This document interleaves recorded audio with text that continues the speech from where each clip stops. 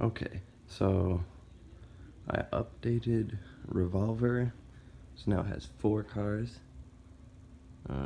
Before, one of them was broken and I had to glue it back together, but it works with 4 cars. And then I added a motor to the chain lift so that it's automatic once you hit the switch. It works pretty much the same, it's just some quick things I finished.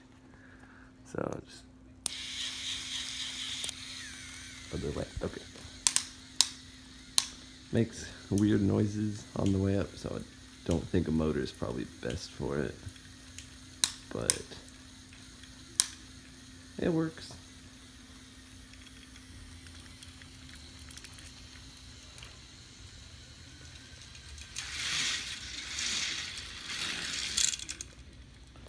Yeah.